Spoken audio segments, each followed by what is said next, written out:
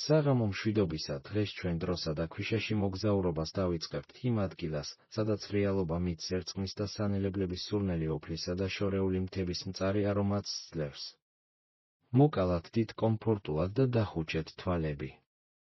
წარმოიდგინეთ, რომ უზარმაზარი, წყნარი კონტინენტის სხურბლზე დგახართ. ჰაერი მძიმე, მშრალია, გაჯერებულია განსუს უცვლელეს იმტვრით. გესმით ეტლების ჭრიალი, არა ლითონის, არამედ ხის, რომელიც უძველესი სუნთქვასავით რეზონანსულია. თქვენს წინ უსასრულო სივრცეა, სადაც ჩინეთის სამყარო მთავრდება და უცნობი დასავლეთი იწყება. სწორედ აქ ცნობილსა და იდუმალს შორის საზღვარზე დაიბადა დიდი აბრეშუმის გზა, არა მხოლოდ ბილიკი, არამედ პულსირებადი არტერია, რომელიც მთელ ცივილიზაციებს აკავშირებდა. იგრძენით ეს რბილი, მაგრამ გამძლე ქსოვილი, რომელიც ყველასთვის ცნობილია აბრეშუმი. ის კანს აგრილებს და უწონად გამოიყურება, თუმცა ძველად ის ოქროზე უფრო ღირებული იყო და დიპლომატიის, ძალაუფლების და რა თქმა უნდა ვაჭრობის მთავარ ვალუტას წარმოადგენდა. ეს არ იყო მხოლოდ გზა, რომლითაც აბრეშუმი დასავლეთისკენ მიიწევდა, არამედ გზა, რომლითაც იდეები, რელიგიები, ტექნოლოგიები და თუნდაც სასიკვდილო დაავადებები, როგორიცაა ჭირი, მოძრაობდნენ და ქმნიდნენ ჩვენს სამყაროს. ახლა, როდესაც კომფორტულად ხართ მოკალათებული რბილ საბნის ქვეშ, მოდით, დროში დაუბრუნდეთ მის საწყისებს. ჩვენი ისტორია იწყება 2000 წელზე მეტი ხნის წინ, დიდი ჩინეთის იმპერიის გულში, ძლევამოსილი ჰანის დინასტიის დროს ცუ. C220. ეს იყო სამყარო, რომელსაც არა მხოლოდ კანონი, არამედ იმპერატორების რკინის ნებაც მართავდა. კერძოდ, ერთ-ერთი ყველაზე გამჭრიახი და ამბიციური მმართველის ჩინეთის იმპერატორ ვუს ნება. ჩინელი ვუ სტრატეგი იყო. ის არა მხოლოდ საშინაო საქმეებით იყო დაინტერესებული, არამედ ჩრდილოეთიდან და დასავლეთიდან მომავალი მუდმივი საფრთხით სასტიკი მომთაბარე სიონგნუს ტომებით. ეს მხედრები ჰანის დასახლებებისთვის კოშმარს წარმოადგენდნენ, ძარცვავდნენ, ხარკს ითხოვდნენ და არღვევდნენ ციური იმპერიის სიმშვიდეს. ამ საფრთხის დასაძლევად იმპერატორ ვუს სჭირდებოდა არა მხოლოდ ჯარისკაცები, არამედ მოკავშირეები და, რაც მთავარია, ძლიერი, გამძლე ცხენები, რომლებიც, როგორც ამბობენ, მხოლოდ დასავლეთით, ფერგანას ველზე გვხვდებოდა. ეს ცხენები, რომლებიც ცნობილია როგორც ზეციური, ან სისხლის მფრქვეველი ცხენები, გაცილებით ძლიერი იყო, ვიდრე ადგილობრივი ჩინური ჯიშები, რაც შეიძლება ყოფილიყო სიონგნუს დამარცხების გასაღები. სწორედ ეს სტრატეგიული იმპერიული ინტერესი სიონგნუს წინააღმდეგ მოკავშირეების პოვნისა და ამ ზეციური ცხენების მოპოვების აუცილებლობა იყო ნამდვილი იმპულსი მარშრუტის ოფიციალური გახსნისთვის. წ. 138 წელს იმპერატორმა ვუმ გაბედული დიპლომატი და მკვლევარი ჟანგ ციანი დასავლეთისკენ გაგზავნა იუეჟის ხალხის მოსაძებნად და ალიანსის საჭიროების დარწმუნების მისიით. ეს არ იყო მხოლოდ მოგზაურობა, ეს იყო უცნობში ჩაძირვა, საშიში წამოწყება, სავსე თავგადასავლებით. ჟანგ ციანმა 10 წელი გაატარა ტყვეობაში სიონგნუსთან ერთად. და გაქცევის შემდეგაც კი, როდესაც საბოლოოდ მიაღწია ბაქტრიას, მან ვერ შეძლო იუეჟის დარწმუნება სამხედრო ალიანსის ჩამოყალიბებაში. თუმცა მისი მეორე მისია, რომელიც წლების შემდეგ განხორციელდა, წარმატებული აღმოჩნდა, თუ არა დიპლომატიური, მაშინ დაზვერვის თვალსაზრისით. ჟანგ ციანი დაბრუნდა და თან არა ხელშეკრულება, არამედ გაცილებით უფრო ღირებული რამ მოიტანა, ცოდნა. მან შეადგინა დეტალური აღწერა დასავლეთის მიწების, ოაზისის ქალაქების, ხალხების, მათი წეს-ჩვეულებების და, რაც მთავარია, მათ მიერ წარმოებული საქონლის შესახებ. ის საუბრობდა შესანიშნავ ცხენებზე, ხავსა და ყურძენზე, კულტურაზე, რომლის წარმოდგენაც ჩინელებსაც კი არ შეეძლოთ. მისმა აღმოჩენებმა დაარწმუნა იმპერატორი ვუ ვაჭრობისა და დიპლომატიის უზარმაზარ პოტენციალში. თუ გზა ღია იყო მეომრებისა და დიპლომატებისთვის, ის შეიძლებოდა ღია ყოფილიყო ვაჭრებისთვისაც. სწორედ მაშინ, როდესაც ჰანის ჯარებმა შეძლეს განსუს დერეფანში ფეხის მოკიდება, მისი მომთაბარე თავდასხმებისგან დაცვა და როდესაც გაირკვა, რომ დასავლეთს მხოლოდ სამხედრო ალიანსებზე მეტი რამ ჰქონდა შესთავაზებელი, დაიწყო აბრეშუმის ვაჭრობის აყვავება. პირველმა ვაჭრებმა, ხშირად ყოფილმა ჯარისკაცებმა ან ოფიციალურმა წარმომადგენლებმა ნელ-ნელა დააარსეს გზები, თავდაპირველად აბრეშუმსა და ბრინჯაოს ცხენებსა და ნეფრიტში ცვლიდნენ ახლო მდებარე მეზობლებთან, შემდეგ კი უფრო და უფრო გაფართოვდნენ. აბრეშუმი, მსუბუქი და ლამაზი პროდუქტი, იდეალური იყო დიდ მანძილზე ტრანსპორტირებისთვის მაღალი ღირებულება მინიმალური წონისთვის. ის გახდა მთავარი საქონელი, რომელიც ჩინურ მონეტებზე, აბრეშუმზე, ჩაისა და ფაიფურზე მინას, ოქროს, ძვირფას ქვებსა და სანელებლებს აბრუნებდა. ეს არ იყო ერთი მარშრუტი, არამედ მთელი ქსელი, კაპილარების განშტოების მსგავსად, რომლებმაც საბოლოოდ დააკავშირეს ჩინეთი ცენტრალურ აზიასთან, სპარსეთთან, ინდოეთთან და საბოლოოდ რომის იმპერიასთან. ამგვარად ერთი იმპერატორის სტრატეგიული ამბიციებისა და ერთი დიპლომატის გამბედაობის წყალობით დაიბადა გზა, რომელიც აღმოსავლეთსა და დასავლეთს შორის ხიდად იქცა, გზა, რომლითაც მსოფლიო არა მხოლოდ აბრეშუმის, არამედ ერთმანეთის შესახებაც სწავლობდა. იმპერატორმა ვუმკარები გააღო და მათგან საქონლისა და იდეების ნაკადი მოედინებოდა, რომელიც საუკუნეების განმავლობაში გაგრძელდებოდა. მარშრუტის ამ პირველ მონაკვეთში ჩვენ მისი წარმოშობის მოწმენი გავხდით, იმპერიული სარდლობა, დიპლომატიური დაზვერვა და პირველი ქარავნები, რომლებიც ფრთხილად ტოვებდნენ უძველეს დედაქალაქ ჩანგანს და მკაცრი, მაგრამ მიმზიდველი დასავლეთისკენ მიემართებოდნენ. მაგრამ რას ატარებდნენ ისინი ზუსტად? და რატომ გახდა აბრეშუმი ასეთი მნიშვნელოვანი? ჩვენ დავტოვეთ ჩანგანი, უძველესი დედაქალაქი და ვნახეთ, თუ როგორ შვა სტრატეგიულმა აუცილებლობამ გზა. ახლა მოდით ყურადღება გავამახვილოთ იმაზე, თუ რამ შექმნა ეს აბრეშუმის გზა, თავად აბრეშუმი. წარმოიდგინეთ სამყარო, სადაც ეს მასალა აბსოლუტურად უნიკალური იყო, საიდუმლო, რომელსაც ჩინეთი ათასწლეულების განმავლობაში იცავდა. ეს იყო მონოპოლია, რომლისთვისაც შეიძლებოდა საკუთარი სიცოცხლით გადაეხადა. აბრეშუმის წარმოება ხანგრძლივი, შრომატევადი, თითქმის მედიტაციური პროცესია. ის იწყება პატარა, მჭამელი არსებით აბრეშუმის ჭიით. ძველი ჩინელი ხელოსნები ლარვის მიერ დაწნულ ჭუპრს გარდაქმნიდნენ თვალის მომჭრელ, მაგრამ წარმოუდგენლად ძლიერ ძაფად. ეს მოითხოვდა მოთმინებას, ზუსტი ტექნიკის დაუფლებას და, რა თქმა უნდა, იდეალურ პირობებს, რომლებიც დიდი ხნის განმავლობაში მხოლოდ ჩინეთში არსებობდა. აბრეშუმი უბრალოდ ქსოვილზე მეტი იყო. ის სტატუსის, ძალაუფლებისა და სიმდიდრის სიმბოლო იყო. რომში, სადაც ის შუამავლების დაუსრულებელი ჯაჭვით მოძრაობდა, ის იმდენად ძვირი ღირდა, რომ ოქროში თავისი წონისთვის იყიდებოდა. რომაელი ქალბატონები, გამჭვირვალე, ფხვიერ აბრეშუმში გამოწყობილები, კონსერვატორების მხრიდან როგორც აღფრთოვანებას, ასევე მორალურ დაგმობას იწვევდნენ. სწორედ ეს კაშკაშა, სასურველი და თითქმის მისტიკური მასალა იზიდავდა ვაჭრებსა და თავგადასავლების მაძიებლებს მთელი ცნობილი მსოფლიოდან, რამაც სახიფათო, გრძელი გზა ეკონომიკურად მომგებიან წამოწყებად აქცია. მაგრამ სახელის მიუხედავად, აბრეშუმის გზა წარმოადგენდა საქონლისა და ტექნოლოგიების გაცილებით ფართო სპექტრის გაცვლის გზას. როდესაც ქარავნები დასავლეთისკენ მიემგზავრებოდნენ, ისინი არა მხოლოდ მბზინავი აბრეშუმის ნაჭრებს გადაჰქონდათ. ისინი ასევე ჩინეთიდან შემოჰქონდათ ფაიფური, საუკეთესო კერამიკა, მაგარი და თოვლივით თეთრი, რომელიც დასავლეთში თეთრი ოქროს სახელით იყო ცნობილი. ფაიფურის თითოეული ნაჭერი ხელოვნების პატარა ნიმუში იყო, რაც ჩინური ხელოსნობის მაღალ დონეს ასახავდა. სხვა ძვირფას ნივთებს შორის იყო ფრთხილად დამუშავებული ნეფრიტის ნივთები და ლაქის ჩუქურთმები, ასევე ჩაი, თუმცა ვაჭრობის ადრეულ პერიოდში ეს ნაკლებად მნიშვნელოვანი იყო. ბრინჯაოს სარკეები და, რაც გეოპოლიტიკისთვის მნიშვნელოვანია, რკინის პროდუქტები და მოწინავე სასოფლო-სამეურნეო იარაღები ასევე დასავლეთში გადაადგილდებოდა. საპირისპირო მიმართულებით, აღმოსავლეთისკენ, საქონელი არანაკლებ ღირებული იყო, მაგრამ სრულიად განსხვავებული ხასიათის იყო.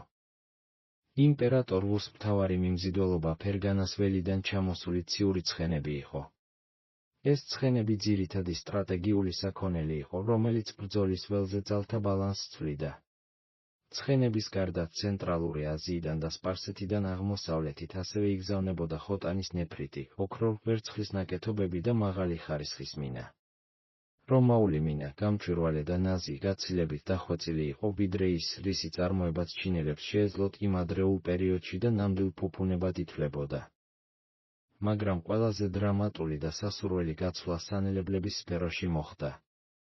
დარიჩინი, მიხაკი, მუსკატის კაკალი და, რაც მთავარია, შავი პილპილი ინდოეთიდან და მისი გავლით, აბრეშუმის გზის გასწვრივ დასავლეთისა და ნაწილობრივ აღმოსავლეთისკენ მოდიოდა. ეს სანელებლები არა მხოლოდ სანელებლები, არამედ კონსერვანტები, მედიკამენტები და სიმდიდრის სიმბოლოები იყო. ქარავნები ციცაკის, სანდალოზის ხის და კამფორის სურნელით ტკბებოდნენ, რაც შორეული, ტროპიკული მიწების არომატს ცენტრალური აზიის მშრალ უდაბნოებში მოჰქონდა. იმისათვის, რომ საქონლის ეს კოლოსალური ნაკადი ათასობით კილომეტრიან უდაბნოში, მთებსა და სტეპებში გადაადგილებულიყო, წარმოუდგენელი ლოჯისტიკა იყო საჭირო. აბრეშუმის გზის ცენტრში ქარავნები იდგა აქლემების გრძელი რიგები. აქლემი, განსაკუთრებით ორკუზიანი ბაქტრიული, იდეალური სატრანსპორტო საშუალება იყო ამ მკაცრი პირობებისთვის. მას შეეძლო უზარმაზარი ტვირთის გადატანა და დიდი ხნის განმავლობაში წყლის გარეშე ყოფნა. ქარავნის ლიდერები არა მხოლოდ მძღოლები იყვნენ, არამედ გამოცდილი ნავიგატორები, რომლებიც იცოდნენ ვარსკვლავები, წყლის წყაროები და ფარული საფრთხეები. ისინი დებდნენ კონტრაქტებს, ხირავდნენ მცველებს და იხდიდნენ გადასახადებს თითოეულ ოაზისში. ეს იყო რთული, მრავალშრიანი სისტემა.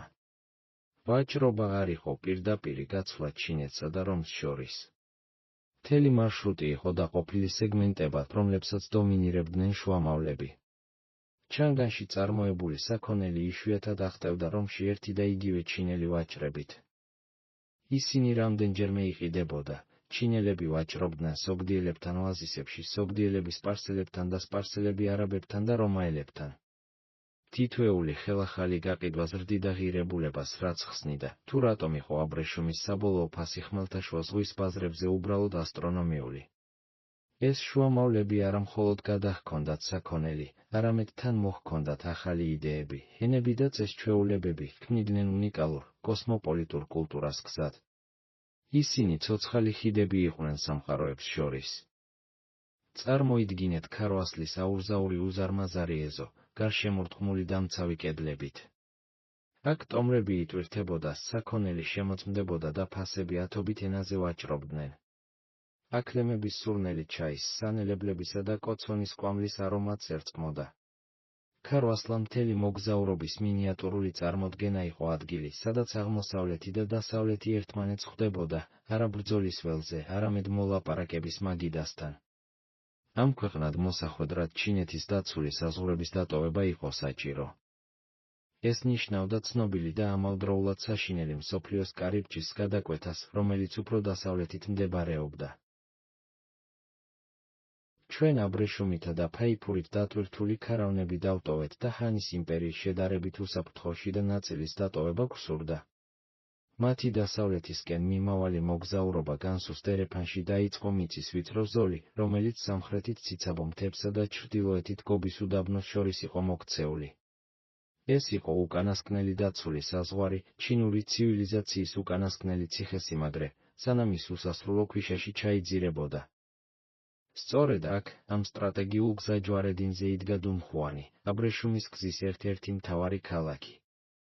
წარმოიდგინეთ, დაპრესილი თიხის კედლები, ძლევამოსილი კარიბჭეები, რომლებიც ქაოსში წესრიგის უკანასკნელ ბასტიონად ჩანდა. დუნხუანი უბრალოდ ქალაქზე მეტი იყო, ის დასავლეთის საზღვრის სიუს კარიბჭე იყო. დასავლეთიდან დაბრუნებული ვაჭრებისთვის ეს ნაცნობი ცივილიზაციის პირველი შეხება იყო დასავლეთისკენ მიმავალთათვის კი უკანასკნელი შანსი, შეევსოთ წყლის, საკვებისა და ახალი აქლემების მარაგი. თუმცა დუნხუანის მნიშვნელობა მხოლოდ მის ლოჯისტიკურ ფუნქციაში არ შედიოდა. ის ფაქტობრივად კულტურული დნობის ქვაბი იყო. საუკუნეების განმავლობაში დუნხუანი ბუდიზმის ერთ-ერთ მთავარ ცენტრად განვითარდა.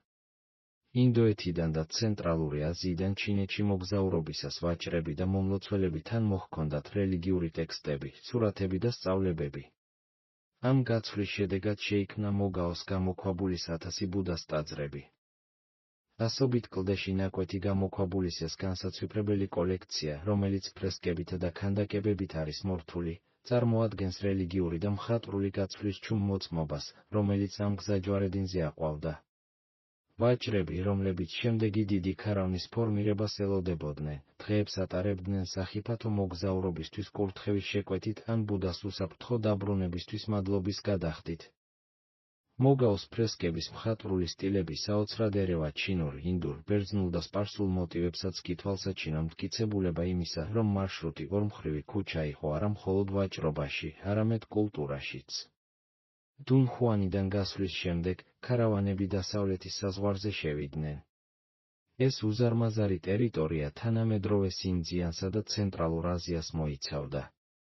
ეს იყო უდაბნოების მიწა, როგორიცაა ტაკლამაკანის უდაბნო სიტყვასიტყვით, როგორც კი შეხვალ ვეღარ გადიხარ და დიდებული ტიან-შანისა და კუნლუნის მთათა სისტემა. აქ მოგზაურობა არა მხოლოდ რთული იყო, ის სასიკვდილოდ საშიშიც.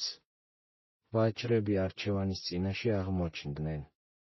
მათ შეეძლოთ ჩრდილოეთის მარშრუტით ევლოთ, რომელიც ჩრდილოეთიდან ტაკლამაკანის უდაბნოს შემოული და ჰამისა და ტურპანის ოაზისების გავლით. ან შეეძლოთ სამხრეთის მარშრუტით ევლოთ, რომელიც მირანის, ხოტანისა და იარკანდის გავლით კუნლუნის მთების მთისწინეთში გადიოდა. ორივე მარშრუტი წარმოუდგენლად რთული იყო, მაგრამ მარშრუტის გასწვრივ ოაზისებში წყლის ხელმისაწვდომობა მათ ერთადერთ სიცოცხლისუნარიან ვარიანტად აქცევდა. ოაზისური ქალაქები ქვიშის ზღვაში ცივილიზაციის კუნძულებს ინახავდნენ. ზღვის დონის ქვემოთ მდებარე ტურპანი ცნობილია ყურძნითა და უძველესი მანიქეური და ბუდისტური ტაძრებით. ხოტანი ცნობილია თავისი დახვეწილი ნეფრიტით, რომელიც ჩინეთში იგზავნებოდა. ეს ქალაქები ვაჭრობით აყვავდა. მათი მმართველები გამდიდრდნენ იმ მოვალეობებისა და მფარველობის წყალობით, რასაც ისინი ქარავნებს უწევდნენ. წარმოიდგინეთ ქარავანი, რომელმაც ახლახან გადაკვეთა კიდევ ერთი დიუნა. სიცხე აუტანელია, აქლემები მძიმედ სუნთქავენ. უეცრად შორს მოციმციმე მწვანე სილუეტი ჩნდება. ეს ოაზისი. პალმის ხეების, წყლის ტბორების და რაც მთავარია, მრავალ ენაზე მოლაპარაკე ხალხის ხილვადაღლილი მოგზაურებისთვის ყველაზე სასურველი სანახაობა იყო. დასავლეთ რეგიონში ეს პირველი ნაბიჯები კრიტიკული იყო. სწორედ აქ დაიწყო ჩინური გავლენის კლება, რომლის ადგილიც კულტურებისა და ხალხების მრავალფეროვნებამ დაიკავა. დასავლეთი კიდე ერთგვარ ბუფერულ ზონას წარმოადგენდა, სადაც ჩინელი ვაჭრები სხვა, არანაკლებ ძლიერი ცივილიზაციების წარმომადგენლებს ხვდებოდნენ, სოგდიელებს, სპარსელებს და ქუშანებს. ჰანის დინასტიისთვის ამ რეგიონის კონტროლი მუდმივი თავის ტკივილი იყო. მათ არა მხოლოდ ვაჭრობა სურდათ, მათ სურდათ ვაჭრობის კონტროლი, რათა დაეცვათ თავიანთი შემოსავალი და დაეცვათ საზღვრები მომთაბარეებისგან. ჰანის იმპერია არაერთხელ აგზავნიდა ჯარებს ამ ოაზისებზე პროტექტორატის დასამყარებლად, ზოგჯერ წარმატებით, ზოგჯერ წარუმატებლად. ქალაქის ბედი შეიძლებოდა ერთ ღამეში შეცვლილიყო, როდესაც ერთი იმპერია მეორეს ჩაანაცვლებდა, მაგრამ ქარავნისთვის მარშრუტი იგივე რჩებოდა. დუნ ხუანიდან წამოსვლის შემდეგ ვაჭრებმა ჩინეთის დიდი კედელი დატოვეს არა ერთი მონოლითი, არამედ უდაბნოში გადაჭიმული გამაგრებებისა და შუქურის კოშკების სერია. ეს მათი თავდაცვის უკანასკნელი ხილული სიმბოლო იყო. წინ არა მხოლოდ ქვიშები იყო, არამედ ისინიც, ვინც ამ ქვიშებს თავიანთ სამფლობელოდ თვლიდა მომთაბარეები, რომელთა ცხოვრება მთლიანად სიჩქარეზე, ძალასა და სტეპების უზარმაზარი სივრცეების გამოყენების უნარზე იყო აგებული. მათ ტერიტორიაზე ხელყოფა ყოველთვის რისკი იყო. დუნ ხუანის მსგავსი ქარავნები ვაჭრებს შესვენებას სთავაზობდნენ, მაგრამ როგორც კი ისინი თიხის კედლებს გასცდნენ, ისინი დასავლეთის საზღვრის მკაცრი რეალობის წინაშე აღმოჩნდნენ, მათ არა უმოძრავ იმპერია, არამედ მომთაბარე სტეპის დაუნდობელი კანონები მართავდნენ. ციხესიმაგრეებიდან გამოსვლისას ვაჭრები ტოვებდნენ კონფუცისელი ჩინოვნიკების მიერ დომინირებულ სამყაროს და შედიოდნენ ბელადების, ცხენებისა და მშვილდოსნების მიერ დომინირებულ სამყაროში. საუკუნეების განმავლობაში მომთაბარე ტომები მთავარ საფრთხედ და ზოგჯერ პარტნიორადაც კი რჩებოდნენ. მარშრუტის ადრეულ პერიოდში ესენი ძირითადად სიონგნუები ან სიონგნუ იყვნენ, სწორედ ის ტომები, რომელთა წინააღმდეგაც იმპერატორი უმოკავშირეებს ეძებდა. ეს ხალხი ცხენოსნობისა და მშვილდოსნობის ოსტატები იყვნენ. მათი ცხოვრების წესი, რომელიც მთლიანად ნახირებსა და საძოვრებზე იყო დამოკიდებული, მათ მობილურსა და არაპროგნოზირებადს ხდიდა. მათთვის აბრეშუმით, ოქროთი და სანელებლებით დატვირთული ქარავანი არა მხოლოდ ძარცვის ობიექტი იყო, არამედ შესაძლებლობაც შეავსონ თავიანთი რესურსები სოფლის მეურნეობასა და წარმოებაში ჩართვის გარეშე.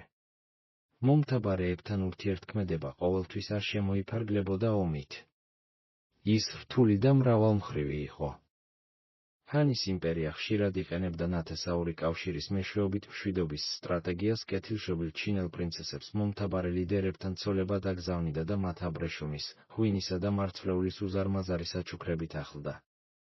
ეს საჩუქრები არსებითად მშვიდობისა და ქარავნების გადასასვლელად გადასახდელი იყო.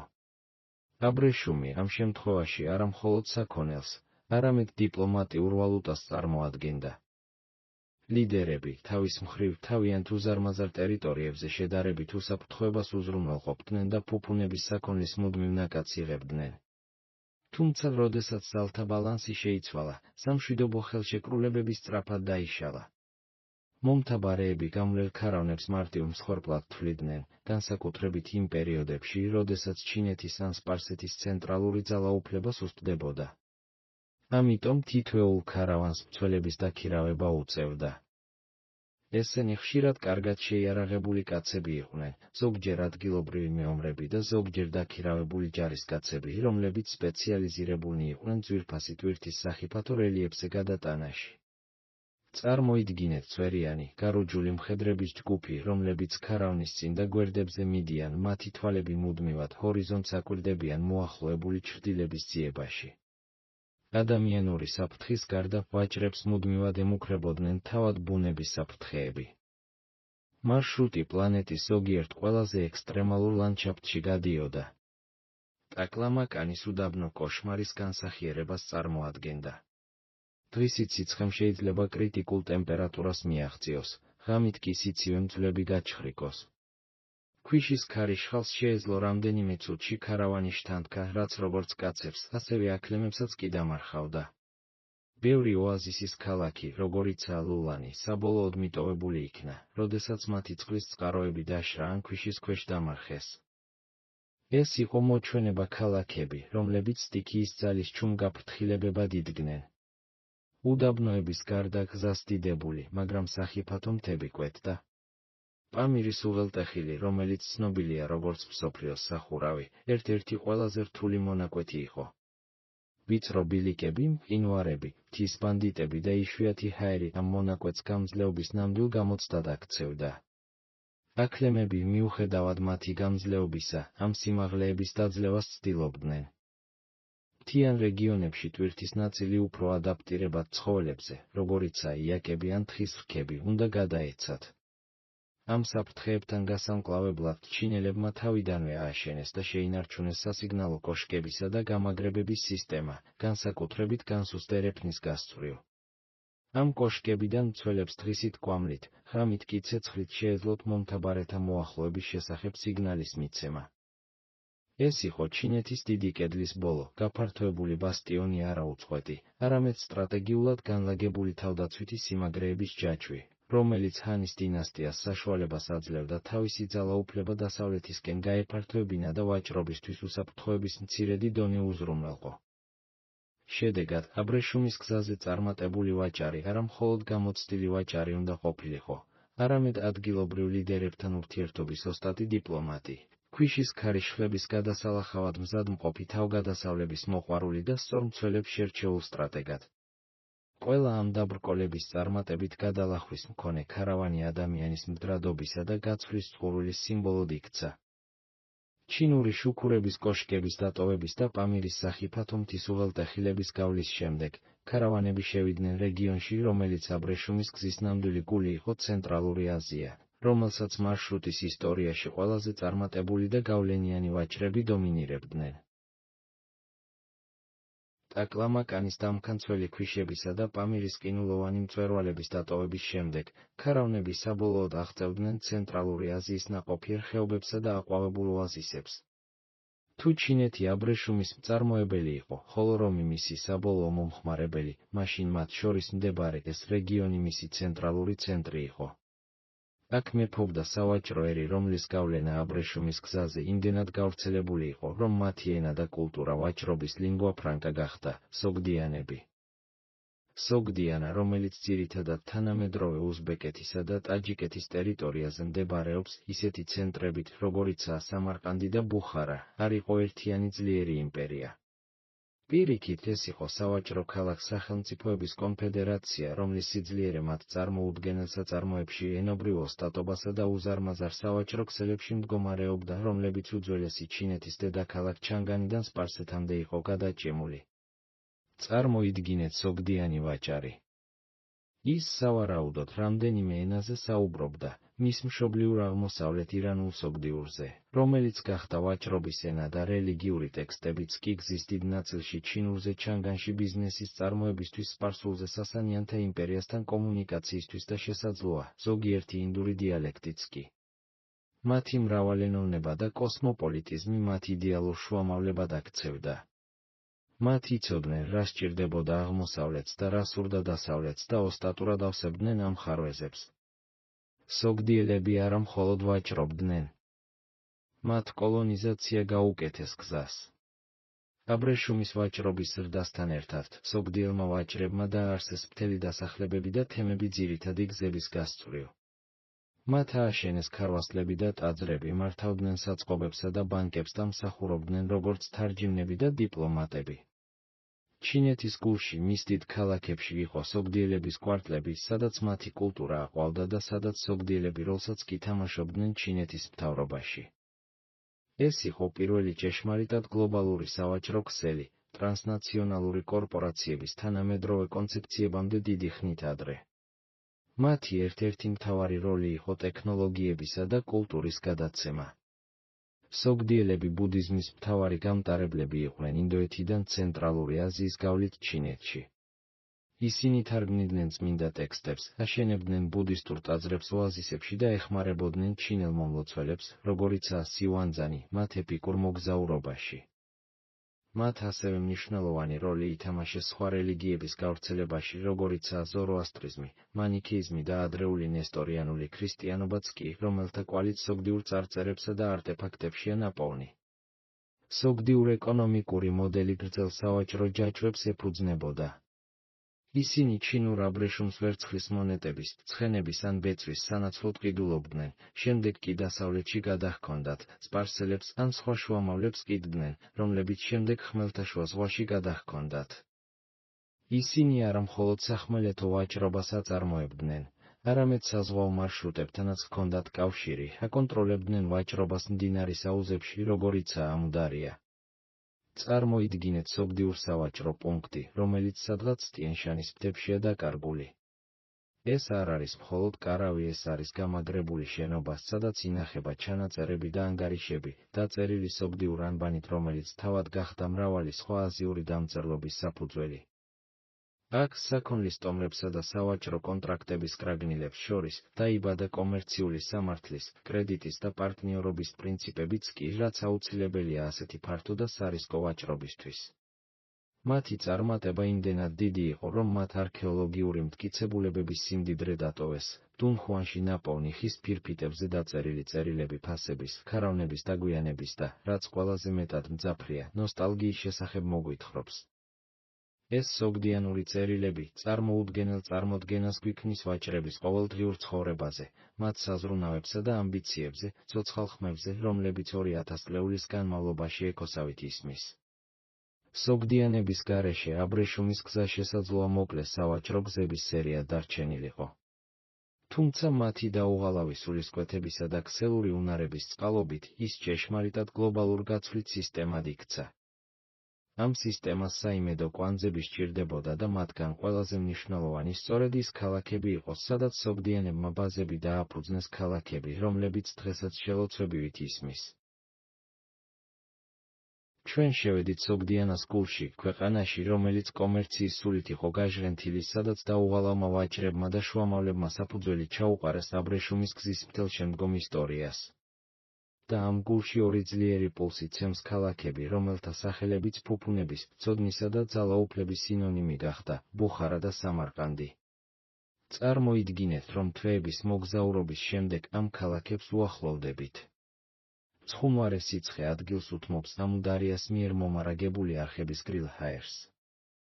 ხედავთ დიდებულ კედლებს, მინარეთებს ჯერ არც ისე მაღალს, როგორც მოგვიანებით გახდებოდა, მაგრამ უკვე შთამბეჭდავს და იგრძნობთ აყვავებული ბაღების სურნელს, რომელიც შერეულია სანელებლების არომატებთან.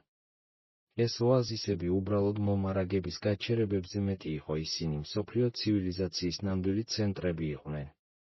ნაყოფიერ ვაკეზე მდებარე ბუხარა ცნობილი იყო თავისი ბაზრებითა და მეცნიერებით. მის ცენტრალურ ქუჩებში ხელოსნური სახელოსნოების რიგები იყო განლაგებული. ბუხარას მქსოველები ქმნიდნენ ქსოვილებს, რომლებიც ზოგჯერ ჩინურ აბრეშუმსაც კი ეჯიბრებოდა, ხოლო იუველირები ამზადებდნენ ლითონებსა და ქვებს, რომლებიც აღმოსავლეთიდან და დასავლეთიდან მოდიოდა. ქალაქი ქარავნების საჭიროებებზე იყო ორგანიზებული.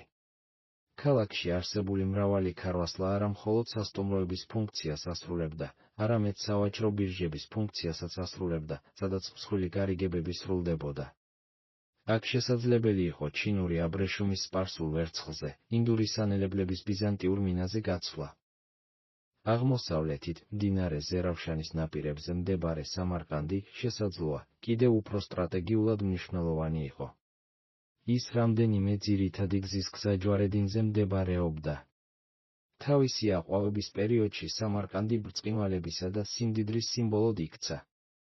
მის არქიტექტურაში საბოლოოდ აისახა ეს კულტურული შერწყმა, უზარმაზარი ციხესიმაგრეები, სხვადასხვა რელიგიის ტაძრები და, რა თქმა უნდა, მედრესეები, ისლამური სწავლების ცენტრები, რომლებიც საბოლოოდ მთელი მსოფლიოდან მიიზიდავდნენ მეცნიერებს. ადრეულ პერიოდში, როდესაც სოგდიელები ბატონობდნენ, ქალაქი ზოროასტრიზმისა და ბუდიზმის ცენტრი იყო, რაც მას წარმოუდგენლად ტოლერანტულ და კოსმოპოლიტურ ადგილად აქცევდა. ამ ქალაქების ეკონომიკური როლი კრიტიკული იყო. ისინი არა მხოლოდ საქონლის, არამედ ფულის სატრანზიტო პუნქტებსაც წარმოადგენდნენ. ადრეული საბანკო სისტემები ბუხარასა და სამარყანდში განვითარდა. ვაჭრებს შეეძლოთ დიდი თანხების შეტანა და ვალდებულებების ჩეკის ადრეული ფორმა გამოყენება საქონლის დისტანციურად გადასახდელად, რითაც მინიმუმამდე ამცირებდნენ ოქროსა და ვერცხლის სახიფათო ტერიტორიებზე გადატანის რისკს. ეს ფინანსური ინოვაცია სასიცოცხლოდ მნიშვნელოვანი იყო საერთაშორისო ვაჭრობის მოცულობის შესანარჩუნებლად. ეს ქალაქები რუკაზე უბრალოდ წერტილებზე მეტს წარმოადგენდა, ისინი ძლიერ კულტურულ მაგნიტებად იქცნენ. ვაჭრები თან მოჰქონდათ არა მხოლოდ საქონელი, არამედ ხელოვნება, მუსიკა და კულინარიული ტრადიციებიც. ადგილობრივი სამზარეულო გამდიდრებული იყო ჩინური ლაფშით და ჩაით, ინდური სანელებლებით და სპარსული ხილით. მუსიკალური ინსტრუმენტები, როგორიცაა ლუტა, აქედან გავრცელდა ჩინეთში და შემდეგ დასავლეთში. წარმოიდგინეთ ბაზარი სამარყანდში შუადღისას. ვზიანათებს, მაგრამ ჰაერისავსეა ხმების გუგუნით, ჩაქუჩების ჩხაკუნით და გამყიდველების ყვირილით. ჩინელი ვაჭრები აბრეშუმის სამოსშისელში გამოწყობილ სპარსელებთან ფასებზე მოლაპარაკებებს აწარმოებენ. ინდოელი ვაჭრები ძვირფას ქვებს თავაზობენ, ხოლო სოგდიელები დავებს წყვეტენ. ეს აჟიოტაჟი, ენებისა და სულნელების ეს შერევა ასეთი იყო აბრეშუმის გზა თავის აყვავების პერიოდში. ვაჭრობით დაგროვილი სიმდიდრე ადგილობრივ მმართველებს საშუალებას აძლევდა აეშენებინათ შთამბეჭდავი ნაგებობები, დაეფინანსებინათ სამეცნიერო კვლევები და შეენარჩუნებინათ დიდი არმიები მომთაბარე მძარცველებისგან თავიანთი ოაზისების დასაცავად. სამარყანდი და ბუხარა ხიდებად იქცა, რომელთა გავლითაც კულტურული გაცვლა ორივე მიმართულებით მიმდინარეობდა. აღმოსავლეთმა შეითვისა დასავლური მედიცინისა და ასტრონომიის ცოდნა, ხოლო დასავლეთმა შეიძინა ჩინური ტექნოლოგიები. თუმცა ეს მხოლოდ კეთილდღეობის ადგილი არ იყო. გეოპოლიტიკას ყოველთვის ჰქონდა როლი. ამ ქალაქების კონტროლი ნიშნავდა უზარმაზარ სავაჭრო შემოსავლებზე კონტროლს. საუკუნეების განმავლობაში ისინი სხვადასხვა იმპერიებს შორის იცვლებოდნენ, თავდაპირველად ადგილობრივი მმართველებისა და სოგდიანების კონტროლის ქვეშ, შემდეგ თურქული ხაგანატების გავლენის ქვეშ და მოგვიანებით ისლამური ხალიფატების. მაგრამ ვინც არ უნდა მართავდა, ვაჭრობა ყოველთვის პოულობდა გზას. მისი გაჩერება ძალიან მომგებიანი იყო. როდესაც ქარავანი ამაყვავებული ცენტრებიდან დასავლეთისკენ გადაადგილდებოდა, ისინი თან მიჰქონდათ არა მხოლოდ საქონელი, არამედ ძლიერი არამატერიალური ტვირთიც იდეები, რომლებმაც შეცვალეს მთელი აზიის სახე. და ამ იდეებს შორის სამხრეთიდან მომავალი, უპირველეს ყოვლისა, ბუდა იყო. სამარყანდისა და ბუხარას ხმაურიანი ბაზრებიდან გამოსვლისას, ჩვენ მივყვებით მარშრუტს, რომელსაც არა მხოლოდ ქარავნები, არამედ მომლოცველებიც ატარებდნენ. აბრეშუმის გზა უბრალოდ სავაჭრო გზაზე მეტი იყო, ის ფაქტობრივად ძველი სამყაროს მთავარი რელიგიური გზა ჯვარედინი იყო, არხი, რომლის მეშვეობითაც იდეები და შეხედულებები იმავე სიჩქარითა და მანძილით მოძრაობდა, როგორც აბრეშუმის ღეროები. ძირითადი რელიგია, რომელმაც ამ გზით დიდი გამოსვლა განიცადა, ბუდიზმი იყო. ინდოეთში წარმოშობილი, მან აღმოსავლეთისკენ დაიწყო გავრცელება ქუშანის იმპერიის მიწების გავლით, რომელზეც მოგვიანებით ვისაუბრებთ და შემდეგ ცენტრალური აზიის გავლით. ვაჭრები, რომლებიც ხშირად პირველები იღებდნენ ახალ რწმენას, ბუდიზმი მიმზიდველ ფილოსოფიად მიიჩნევდნენ. ბერები, რომლებიც ქარავნებთან ერთად მოგზაურობდნენ, ვაჭრების კეთილშობილებას ეყრდნობოდნენ საკვებისა და დაცვისთვის. თავის მხრივ ეს ბერები სულიერ ნუგეშს და კურთხევას მოჰქონდათ სახიფათო მოგზაურობისთვის, რაც ცრუმორწმუნე ვაჭრებისთვის არანაკლებ მნიშვნელოვანი იყო, ვიდრე შეიარაღებული მცველები.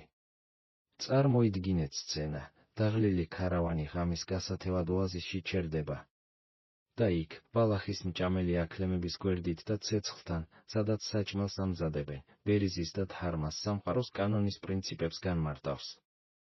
თანდათანობით, მთელი მარშრუტის გასწვრივ ქაშგარიდან დუნჰუანამდე, ბუდისტური მონასტრები და გამოქვაბულის ტაძრები გაიზარდა. ეს მონასტრები არა მხოლოდ თაყვანისცემის ადგილებად, არამედ მნიშვნელოვან ეკონომიკურ ცენტრებადაც იქცა. ისინი ბანკებად მსახურობდნენ, მომლოცველებისთვის თავშესაფარს აძლევდნენ და ხშირად ფლობდნენ მიწას და ქარვასლებს, თავად მონაწილეობდნენ ვაჭრობაში. სწორედ აბრეშუმის გზის წყალობით მიაღწია ბუდიზმმა ჩინეთს, სადაც ის ფესვგადგმულია, შეერწყა კონფუციანურ და დაოსურ იდეებს და განვითარდა ახალ, უნიკალურ ფორმებად, როგორიცაა ჩანის ბუდიზმი, მოგვიანებით იაპონიაში ცნობილი როგორც ძენი. ჩინელი მომლოცველები, როგორიცაა ცნობილი სიუანძანი მე-7 საუკუნეში, ეპიკურ მოგზაურობებს ახორციელებდნენ ინდოეთში ზოგჯერ ფეხით. რათა შეეგროვებინათ ორიგინალური წმინდა ტექსტები, რომლებიც შემდეგ ითარგმნა და გავრცელდა მთელ აღმოსავლეთ აზიაში. მაგრამ ბუდიზმი არ იყო ერთადერთი რელიგია, რომელიც ამ გზას იყენებდა. სპარსეთიდან ზოროასტრიზმი უძველესი რწმენა, რომელიც ორიენტირებულია კეთილსა და ბოროტს შორის ბრძოლაზე აღმოსავლეთისკენ გადაიტანეს. სოგდიელი ვაჭრები, რომელთაგან ბევრი ზოროასტრიელი იყო, თან მოიტანეს თავიანთი ცეცხლის ტაძრები და დაკრძალვის წეს-ჩვეულებები. დასავლეთიდან, სირიიდან და ბიზანტიიდან ნესტორიანული ქრისტიანობა გავრცელდა ამ გზაზე. ეს ქრისტიანები, რომლებსაც კონსტანტინოპოლის პატრიარქის ნესტორიუსის სახელი ეწოდათ, აქტიურად ეწეოდნენ ვაჭრობასა და მისიონერულ საქმიანობას. მე-7 საუკუნიდან დაწყებული, მათ დააარსეს თემები მთელ ცენტრალურ აზიაში და ჩინეთში ქრისტიანული ეპარქიებიც კი დააარსეს, რასაც მოწმობს ქვის სტელები ჩინური და სირიული წარწერებით, რომლებიც აღწერენ მბზინავი რელიგიის გავრცელებას. წინასწარმეტყველმა მანის მიერ დაარსებული მანიქეიზმით შეუერთდა ამ შეხედულებებს. ამ დუალისტურმა რელიგიამ, რომელიც აერთიანებდა ქრისტიანობის, ზოროასტრიზმისა და ბუდიზმის ელემენტებს, მნიშვნელოვანი გავლენა მოიპოვა უიღურებსა და სხვა თურქულ ხალხებზე. ამრიგად, ქარავნები არა მხოლოდ აბრეშუმს და სანელებლებს, არამედ წმინდა გრაგნილებს, ღვთაებების გამოსახულებებს, რელიქვიებს და რელიგიურ ტექსტებს, რომლებიც თარგმნილი იყო სოგდიურ, ჩინურ, სპარსულ და თურქულ ენებზე. ამ რელიგიურმა მოზაიკამ ცენტრალური აზია იმ დროის ერთ-ერთ ყველაზე ტოლერანტულ და ინტელექტუალურად განვითარებულ რეგიონად აქცია. ერთ ოაზისში შესაძლოა გვერდიგვერდ ბუდისტური ტაძარი, ზოროასტრიული ცეცხლის ტაძარი და ნესტორიანული ეკლესია ყოფილიყო. ის, რაც ვაჭრობისა და გეოპოლიტიკური კონტროლის ძიებად დაიწყო, სულიერი გაცვლის გზად გადაიზარდა. სწორედ ამ ღიაობისა და იდეების მუდმივი ნაკადის წყალობით აღმოსავლეთისა და დასავლეთის ცივილიზაციები არა მხოლოდ საქონელს ცვლიდნენ, არამედ ღრმა გავლენას ახდენდნენ ერთმანეთზე. რწმენის ეს მოძრაობა მჭიდრო კავშირში იყო იმ იმპერიების ძალასა და სტაბილურობასთან, რომელთა გავლითაც ის გადიოდა. ვერც ერთი ვაჭრობა ვერ აყვავდებოდა წესრიგის მინიმალური დონის გარეშე და ამ წესრიგს ხშირად ჩინეთის დასავლეთით მდებარე დიდი ძალების რკინის მუშტი უზრუნველყოფდა. ჩვენს მიერ განხილული საქონლისა და იდეების უზარმაზარი ნაკადი ქაოსში ვერ იარსებებდა. მას სტაბილურობა და დაცვა სჭირდებოდა, რასაც სხვადასხვა დროს გზაჯვარედინზე არსებული ძლიერი იმპერიები უზრუნველყოფდნენ.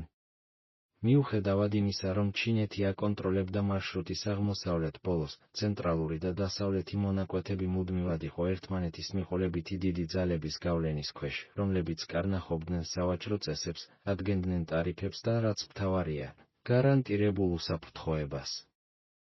ადრეულ პერიოდში, როდესაც მარშრუტი ჯერ კიდევ საწყის ეტაპზე იყო, პართიის იმპერია მნიშვნელოვან როლს ასრულებდა. ეს ძლიერი სპარსული იმპერია მესოპოტამიიდან ცენტრალურ აზიამდე იყო გადაჭიმული.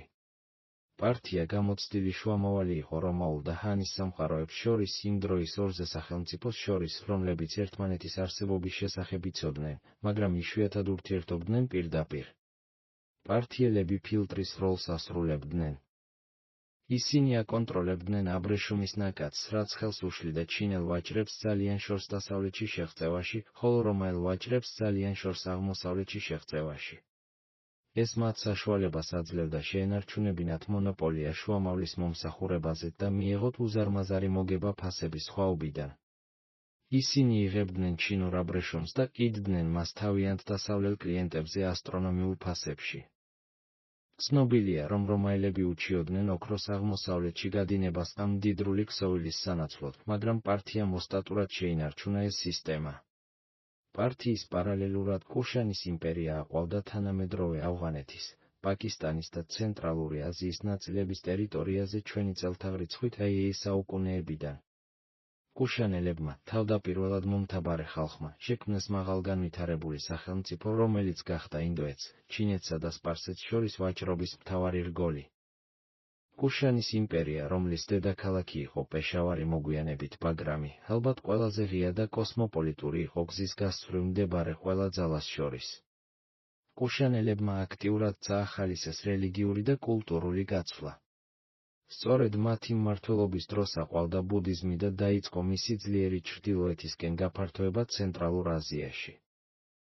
კუშანელმა ოსტატებმა შექმნეს ხელოვნების უნიკალური განთარას სტილი, აერთიანებდა ბერძნულ-რომაულ გავლენას ალექსანდრე მაკედონელისგან მემკვიდრეობით მიღებული ინდურ და ბუდისტურ მოტივებთან. ამ სტილში შექმნილ ბუდას ქანდაკებებს ხშირად ჰქონდათ ბერძნული პროფილი და რომაული ტობის მსგავსი სამოსი. ვაჭრებისთვის ეს იმპერიები უზრუნველყოფდა აუცილებელ სტაბილურობას. როდესაც ისინი ძლიერები იყვნენ, ისინი წესრიგს ინარჩუნებდნენ, ადგილობრივ ბანდიტებს ახშობდნენ და უზრუნველყოფდნენ, რომ ქარვასლები ფუნქციონირებდა და წყალი ადვილად ხელმისაწვდომი ყოფილიყო. ვაჭრობა აყვავდა. თუმცა ამ სტაბილურობას თავისი ფასი ჰქონდა, გადასახადები. თითოეული იმპერია, ოაზისში მყოფი თითოეული მეფე თავის წილს ითხოვდა. ქარავნები გადასახადს ითხოვდნენ შესვლის, გავლისა და გასვლისას, რაც, რა თქმა უნდა, აბრეშუმის საბოლოო ფასს ზრდიდა, მაგრამ სანაცვლოდ უზრუნველყოფდა პაკს შედარებით მშვიდობას. აბრეშუმის გზის გეოპოლიტიკა ყოველთვის ინტერესთა დაპირისპირების თეატრი იყო. რომაელები და ჰანები, თუმცა პირდაპირ არ ომობდნენ, მუდმივად იბრძოდნენ ცენტრალურ აზიაში გავლენისთვის. ელჩები და მზვერავები კვეთდნენ პართიისა და ქუშანის ტერიტორიებს, ცდილობდნენ პირდაპირი კონტაქტების დამყარებას. როდესაც პართია და ჩინეთი დაპირისპირებაში იყვნენ, ვაჭრობა შენელდა, მაგრამ როდესაც მათი ურთიერთობები გაუმჯობესდა, როგორც ეს ხდებოდა დინასტიების ან იმპერატორების შეცვლის დროს, გზა აღდგა. ეს იმპერიული ცენტრები არა მხოლოდ პოლიტიკური, არამედ ეკონომიკური ძრავებიც იყო. ისეთ ქალაქებში, როგორიცაა პეშავარი, ვაჭრებს შეეძლოთ ჩინური მონეტების გაცვლა ოქროს რომაულ დენარებზე, ან ვერცხლის ქუშანის დრაქმებზე. პართიის იმპერიის დაცემის შემდეგ, ჩვენი წელთაღრიცხვით IA საუკუნეში, ის კიდევ უფრო ძლიერმა დინასტიამ სასანიდების დინასტიამ ჩაანაცვლა, რომელსაც მოგვიანებით დეტალურად განვიხილავთ. შიდა პრობლემებითა და თარეშებით დასუსტებულმა ქუშანის იმპერიამ ადგილი დაუთმო ცენტრალურ აზიაში არსებულ მრავალ პატარა, მაგრამ არანაკლებ მნიშვნელოვან სამთავროს. ყველა ეს იმპერია ერთსა და იმავე როლს ასრულებდა, ისინი მსოფლიოს უმდიდრეს გზაზე კარიბჭის მცველები და გადასახადების ამკრეფები იყვნენ, რისკსა და წარმოუდგენელ მოგებას აბალანსებდნენ. მაგრამ როდესაც გზა სამხრეთისკენ მიდიოდა, ის სხვა არანაკლებ მნიშვნელოვან სავაჭრო სამყაროსთან სანელებლების სამყაროსთან კონტაქტში შევიდა. მიუხედავად იმისა, რომ სახმელეთო ქარავნები ცენტრალურ აზიაში მთებსა და უდაბნოებს კვეთდნენ, სამხრეთში პარალელური, არანაკლებ მნიშვნელოვანი სავაჭრო სისტემა არსებობდა. აბრეშუმის გზა არ იყო იზოლირებული გზა, ის მჭიდროდ იყო დაკავშირებული ინდოეთის სუბკონტინენტთან და ინდოეთის ოკეანეზე გადაჭიმულ საზღვაო გზებთან. ამ სამხრეთულმა კავშირებმა ვაჭრობაში ახალი, ეგზოტიკური საქონელი შემოიტანა, ძირითადად სანელებლები. ინდოეთი გიგანტურ ცენტრს წარმოადგენდა. მიუხედავად იმისა, რომ ინდური აბრეშუმი თავად არსებობდა, ჩინური აბრეშუმი ხშირად გადიოდა ჩრდილოეთ ინდოეთის სამთავროებში და ადგილობრივ პროდუქტებზე იცვლებოდა. ინდოეთის მთავარი თვლილი იყო სამკაულები და, რა თქმა უნდა, სანელებლები. დარიჩინი, კოჭა, კარდამონი, მიხაკი და ყველაზე მოთხოვნადი საქონელი შავი პილპილი ჩრდილოეთით მიემგზავრებოდა სპარსეთსა და ხმელთაშუა ზღვაში მიმავალი ქარავნების მარაგის შესავსებად. არომატული ტვირთი, რომელიც მშრალი უდაბნოს სულნელს უნიკალურ აღმოსავლურ არომატს სცემდა, ვაჭრობას კიდევ უფრო მომგებიანს ხდიდა. სანელებლები წარმოუდგენლად ღირებული იყო დასავლეთში, სადაც მათ არა მხოლოდ საკვების გემოს გასაუმჯობესებლად და შესანარჩუნებლად იყენებდნენ კრიტიკულად მნიშვნელოვანი იყო მაცივრების გამოგონებამდე, არამედ როგორც მედიკამენტებს, საკმეველს და სტატუსის სიმბოლოებს. სანელებლებით ვაჭრობის კონტროლი უდიდესი ეკონომიკური და პოლიტიკური მნიშვნელობის საკითხი იყო. ინდოეთის გეოგრაფიული მდებარეობა მას იდეალურ ხიდად აქცევდა სახმელეთო და საზღვაო გზებს შორის. ჩინეთიდან ქარავნებს შეეძლოთ სამხრეთით ინდოეთში გამგზავრება, ხოლო ინდოეთიდან საქონელი შეიძლებოდა ან ხმელეთით გაეგრძელებინათ მოგზაურობა დასავლეთისკენ, ან, უფრო ხშირად, ზღვით გადაეგზავნათ არაბეთისა და აღმოსავლეთ აფრიკის პორტებში. მიუხედავად იმისა, რომ ცენტრალურ აზიაში სახმელეთო აბრეშუმის გზა მომთაბარე თავდასხმებისა და პოლიტიკური არეულობის ობიექტი იყო, ინდოეთის ოკეანის გავლით საზღვაო სავაჭრო გზები, რომლებიც ცნობილია როგორც სანელებლების გზა ან საზღვაო აბრეშუმის გზა, სულ უფრო მნიშვნელოვანი ხდებოდა, განსაკუთრებით ჩვენი წელთაღრიცხვითა საუკუნიდან, როდესაც რომაელებმა მუსონური ქარები გამოიყენეს. წარმოიდგინეთ, დიდი იალქნებით აღჭურვილი სავაჭრო გემები სამხრეთ ინდოეთის პორტებიდან მაგალითად, ბარიგაზა ან მუზირისი გადიოდნენ. ყოველ ზაფხულს ისინი მუსონური ქარების ცვლილებას ელოდებოდნენ, რაც მათ არაბეთის ზღვაზე წითელ ზღვამდე აიძულებდა. ეს ნაკლებად საშიში, მაგრამ ნამდვილად არანაკლებ სარისკო გზა იყო, სავსე ქარიშხლებითა და მეკობრეებით. თუმცა ის აქლემების ქარავანთან შედარებით გაცილებით დიდი ტვირთის გადაზიდვის საშუალებას იძლეოდა. საზღვაო გზა გახდა სასურველი ისეთი მოცულობითი საქონლისთვის, როგორიცაა ხე, დიდი ფაიფური და, რა თქმა უნდა, სანელებლები, რომლებიც ძალიან მოცულობითი იყო სახმელეთო მარშრუტისთვის. რადგან სახმელეთო ვაჭრობა პერიოდულად წყდებოდა ომებით ან პოლიტიკური არასტაბილურობით, საზღვაო გზების მნიშვნელობა გაიზარდა. ინდოეთთან და საზღვაო გზებთან კავშირმა ღრმა კულტურული გავლენა მოახდინა აბრეშუმის გზაზე. მან მოიტანა არა მხოლოდ ბუდიზმი, როგორც უკვე აღნიშნეთ, არამედ სხვა სამეცნიერო მიღწევებიც. ინდური ასტრონომია, მათემატიკა, მათ შორის ნულის კონცეფცია და მედიცინა გავრცელდა ჩრდილოეთით ცენტრალურ აზიამდე და შემდეგ დასავლეთამდე, რითაც გაამდიდრა არაბული და სპარსული სამეცნიერო სამყარო. ეს საზღვაო და სამხრეთული სახმელეთო გზები წარმოადგენდა ერთგვარ ეკონომიკურ შემოვლით გზას. როდესაც ცენტრალური აზიის დიდმა სახმელეთო იმპერიებმა დაიწყეს ზედმეტად მაღალი ტარიფების დაწესება, ან როდესაც არასტაბილურობა დაიწყო, ვაჭრებს შეეძლოთ თავიანთი ტვირთის ინდოეთისა და ზღვის გავლით გადამისამართება, რითაც შენარჩუნებული იყო ვაჭრობის უწყვეტი ნაკადი აღმოსავლეთსა და დასავლეთს შორის. ამრიგად აბრეშუმის გზა არ არის მხოლოდ ხაზი რუკაზე, არამედ სისტემა. სისტემა, რომელიც მოიცავდა მთის ბილიკებს, უდაბნოს ოაზისებს, მდინარეებს და, რაც მთავარია, უზარმაზარ ოკეანეს. და მიუხედავად იმისა, რომ აბრეშუმი მისი სიმბოლო იყო, სწორედ ციცაკის, კამფორის და სხვა ინდური საოცრებების წყურვილი აძლევდა ამ გიგანტურ ორგანიზმს მოძრაობაში მოხვედრის საშუალებას, რაც არა მხოლოდ ვაჭრობას, არამედ ცოდნის გაცვლასაც ასტიმულირებდა. სწორედ ცოდნის ამ გაცვლამ განაპირობა ჩინეთის ერთ-ერთი ყველაზე რევოლუციური გამოგონების დასავლეთში გადაცემა, რომელმაც სამუდამოდ შეცვალა ინფორმაციის შენახვისა და გავრცელების წესი. აბრეშუმის გზა არა მხოლოდ საქონლისა და რწმენის, არამედ იმ იდეების გამტარი იყო, რომლებმაც შეცვალეს სამყარო. ოქროს ბრჭყვიალა და სანელებლების არომატის გარეშე ჩვენ ჩავძირულვართ იმ უხილავ, მაგრამ ძლიერ ნაკადში, რომელმაც კაცობრიობის ისტორიაში ყველაზე მნიშვნელოვანი ტექნოლოგიური გაცვლა ჩინეთიდან დასავლეთში გადაიტანა. ამ არამატერიალური სიკეთეებიდან ყველაზე მნიშვნელოვანი, რომელმაც საბოლოოდ შეცვალა წიგნიერებისა და მმართველობის კონცეფცია, ქაღალდი იყო. დიდი ხნის განმავლობაში ევროპასა და ახლო აღმოსავლეთში წერისთვის ძვირადღირებული პერგამენტი დამზადებული დამუშავებული ცხოველის ტყავისგან ან მყიფე პაპირუსი გამოიყენებოდა.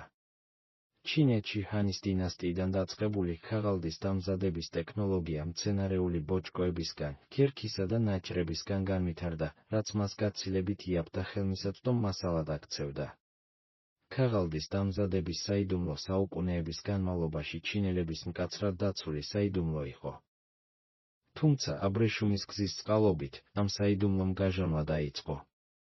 მერვე საუკუნე ხშირად გარდამტეხ მომენტად ითვლება ტალასის ცნობილი ბრძოლის შემდეგ, სადაც არაბებმა დაამარცხეს ტანგის დინასტიის ჩინური ძალები. ტყვედ ჩავარდნილ ჩინელებს შორის იყვნენ ქაღალდის მწარმოებლებიც. ეს ხელოსნები სამარყანდში წაიყვანეს, რომელიც სწრაფად გახდა ქაღალდის წარმოების მთავარი ცენტრი. წარმოიდგინეთ, როგორ შეცვალა ამ აღმოჩენამ ცხოვრება. მოულოდნელად, ძვირადღირებული ტყავის კრაგნილების ნაცვლად, მეცნიერებსა და ჩინოვნიკებს ჰქონდათ იაფი ქაღალდის ფურცლები ინფორმაციის ჩასაწერად, გადასაწერად და შესანახად.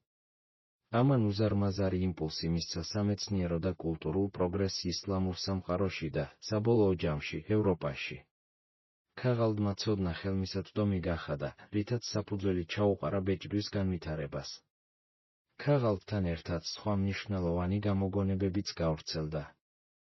აბრეშუმი თავად იყო ტექნოლოგია, ეს იყო ცოდნა, თუ როგორ გამოეზარდათ აბრეშუმის ჭიები და როგორ დაცნულიყო მათი ჭუპრი მტკიცე ძაფად და ეს ტექნოლოგია ნელ-ნელა დასავლეთშიც გავრცელდა, თუმცა ლეგენდების თანახმად, ჭუპრი მე-6 საუკუნეში ბიზანტიელმა ბერებმა კონტრაბანდულად გაჰქონდათ.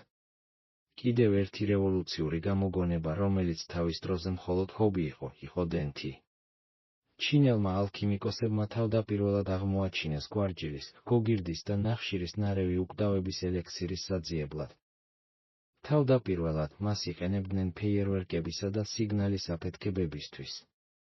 აბრეშუმის გზის გავლით მისი კომპონენტებისა და პოტენციალის შესახებ ცოდნა თანდათან მიაღწია სპარსეთსა და არაბულ სამყაროს, შემდეგ კი ევროპას. რა თქმა უნდა, ამ ცოდნის გადაცემა მრავალ საუკუნეს მოიცავდა და არ იყო ერთჯერადი მოვლენა. თუმცა სავაჭრო კონტაქტები, მეცნიერთა გადაადგილება, ვაჭრების მოგზაურობები და სამხედრო შეტაკებები ამ ტექნოლოგიური ინოვაციების უწყვეტ არხებს წარმოადგენდა. ნაკლებად დრამატული, მაგრამ არანაკლებ მნიშვნელოვანი, სასოფლო-სამეურნეო ტექნოლოგიებიც დასავლეთში გავრცელდა. ჩინური სარწყავი ტექნიკა, ბრინჯის ახალი ჯიშები და ისეთი პროდუქტები, როგორიცაა ატამი, გარგარი და ციტრუსები, ცენტრალურ აზიაში გადიოდა. ამავდროულად, როგორც უკვე ვიცით, ყურძენი, იონჯა და ნიგოზი ასევე აღწევდა ჩინეთში აბრეშუმის გზით. ამ გაცვლის მნიშვნელოვანი ასპექტი იყო ბეჭდვის შესახებ ცოდნა. ხის ბლოკების ბეჭდვის გამოგონებამ ჩინეთში თანდათანობით გავლენა მოახდინა ბეჭდვის განვითარებაზე ცენტრალურ აზიაში, რამაც გზა გაუხსნა მომავალ დასავლურ ბეჭდვის დაზგებს. აბრეშუმის გზა გლობალური საინფორმაციო ქსელის ფუნქციას ასრულებდა. ის, რაც მსოფლიოს ერთ ნაწილში ჩვეულებრივი მოვლენა იყო, მეორეში რევოლუციური გახდა. ქარავნებისა და ადამიანების მუდმივი გადაადგილების გარეშე ეს ტექნოლოგიური საიდუმლოებები აღმოსავლეთ აზიაში იზოლირებულად დარჩებოდა და მსოფლიო მეცნიერებისა და კულტურის ისტორია, განსაკუთრებით შუა საუკუნეების შემდეგ, შესაძლოა სრულიად განსხვავებულად განვითარებულიყო. მაგრამ როდესაც ტექნოლოგიები დასავლეთისკენ მიიწევდა, საქონლის ქარავნებს კიდევ ერთი უაღრესად ძლიერი რეგიონის გავლა მოუწიათ, რომლის მმართველებიც გზის ყოველი სანტიმეტრის კონტროლს ცდილობდნენ, სპარსეთის. მას შემდეგ, რაც ქარავნები ცენტრალურ აზიას გადაკვეთდნენ, სოგდიის ქალაქებს გადიოდნენ და ქაღალდისა და დენთის შესახებ ცოდნას ცვლიდნენ, ისინი უზარმაზარ ტერიტორიებს აღწევდნენ, რომლებიც საუკუნეების განმავლობაში ძლიერი სპარსეთის იმპერიების კონტროლის ქვეშ იყო. მე-3-დან მე-7 საუკუნემდე გზის ეს მნიშვნელოვანი დასავლეთი მონაკვეთი სასანიანთა იმპერიის დომინანტურ სამფლობელოს წარმოადგენდა. სასანიანთა ირანი, რომლის დედაქალაქი ქტესიფონი იყო, ძველი პართიის მემკვიდრე იყო და დასავლეთში რომის მოგვიანებით ბიზანტიის იმპერიის პირდაპირი, ხშირად მტრული კონკურენტი იყო. გეოგრაფიულად სასანიანებს სტრატეგიული პოზიცია ეკავათ, რომლებიც აკონტროლებდნენ არა მხოლოდ ხმელთაშუა ზღვისკენ მიმავალ სახმელეთო გზებს, არამედ სპარსეთის ყურესაც, რაც მათ საზღვაო ვაჭრობის ნაწილის კონტროლის საშუალებას აძლევდა. სასანიანთა მმართველობა წესრიგისა და მკაცრი რეგულირების სინონიმი იყო. მათ ესმოდათ, რომ აბრეშუმის გზა სიმდიდრის ამოუწურავი წყარო იყო. ამიტომ მათ მიწებზე გამავალ ყველა საქონელზე მკაცრი გადასახადი და გადასახადები დააწესეს. ამან ვაჭრობა საბოლოო მომხმარებლისთვის კიდევ უფრო ძვირი გახადა, მაგრამ სასანიანთა შაჰანშაჰების მეფეთა მეფეების ხაზინა შეავსო. ისეთი მნიშვნელოვანი სავაჭრო ქალაქების კონტროლით, როგორიცაა რეი და ნიშაპური, მათ უზრუნველყოფდნენ, რომ მოგების უმეტესი ნაწილი სპარსელ ვაჭრებს მოხვედროდათ, რომლებიც სოგდიელების მსგავსად გამოცდილი შუამავლების როლს ასრულებდნენ. სასანიდები აქტიურად მონაწილეობდნენ ვაჭრობაში, არა მხოლოდ როგორც კონტროლიორები, არამედ როგორც მომწოდებლებიც. მათი სპარსული კულტურა ცნობილი იყო ხელოვნებითა და ხელოსნობით. აღმოსავლეთისკენ მიმავალი ქარავნები ძვირფას ლითონებს, განსაკუთრებით ბრწყინვალე ვერცხლის ნაკეთობებს თასებს, თეფშებსა და სამკაულებს ატარებდნენ, რომლებიც თავიანთი დახვეწილი ხელოსნობითა და რთული მითოლოგიური თემებით აოცებდნენ. მაღალი ხარისხის ხალიჩები, ძვირფასი ქვები, საღებავები და, რა თქმა უნდა, ცნობილი სპარსული ცხენები და აქლემებიც ექსპორტზე გადიოდა სპარსეთიდან. სასანიდების ურთიერთობები ჩინეთთან, ძირითადად, დიპლომატიური და კომერციული იყო. მათ შორის პირდაპირი სამხედრო შეტაკებები არ ყოფილა ამის ნაცვლად, ისინი საელჩოებს ცვლიდნენ და სპარსეთის კარზე რეგულარულად იღებდა აბრეშუმსა და ჩინურ ფაიფურს საჩუქრად. ჩინეთისთვის ძლიერი სასანიდური ირანი სასურველი იყო, რადგან ის უზრუნველყოფდა სტაბილურობას მარშრუტის დასავლეთ ბოლოში, რაც აუცილებელი იყო საქონლის შეუფერხებელი ნაკადისთვის. თუმცა მათი ურთიერთობები ბიზანტიასთან, აბრეშუმის დასავლელ მომხმარებელთან, გაცილებით დაძაბული იყო. სწორედ სასანიდებსა და ბიზანტიას შორის მიმდინარეობდა ომები სომხეთისა და მესოპოტამიის კონტროლისთვის. ეს კონფლიქტები მუდმივად წყვეტდა სავაჭრო გზებს, რაც ბიზანტიელებს აიძულებდა ალტერნატიული გზების ძიებას, მათ შორის არაბეთისა და ზღვის გავლით. სწორედ აბრეშუმის მიწოდების ამ შეფერხებებმა აიძულა ბიზანტიელები თავად დაეუფლათ აბრეშუმის წარმოების ტექნოლოგიას ლეგენდის თანახმად, ჭუპრის კონტრაბანდის გზით. პოლიტიკური არეულობის მიუხედავად სპარსეთის ქალაქები ემსახურებოდა ცოცხალ კულტურულ ცენტრებს. იქ აყვავდა მეცნიერება, რომელიც ეყრდნობოდა ძველ ბერძნულ მემკვიდრეობას და ინდურ ცოდნას. ზოროასტრიზმი სახელმწიფო რელიგიად რჩებოდა, მაგრამ იმპერია შედარებით ტოლერანტული იყო სხვა სარწმუნოებების მიმართ, რამაც ხელი შეუწყო ნესტორიანული ქრისტიანობისა და მანიქეიზმის შემდგომ გავრცელებას. ქარავნების ცხოვრება სასანიანთა ტერიტორიაზე შედარებით პროგნოზირებადი იყო, მეტი ბიუროკრატია, უფრო მაღალი გადასახადები, მაგრამ ასევე უფრო მეტი უსაფრთხოება. ვაჭრებმა იცოდნენ, რომ საზღვრებსა და დიდ ქალაქებში მკაცრ კონტროლს წააწყდებოდნენ, მაგრამ ასევე იცოდნენ, რომ კარგად დაცულ სასანიანურ ქარავნებს ისინი იპოვიდნენ საიმედო თავშესაფარს, წყალს და მომგებიანი გარიგებების დადების შესაძლებლობას.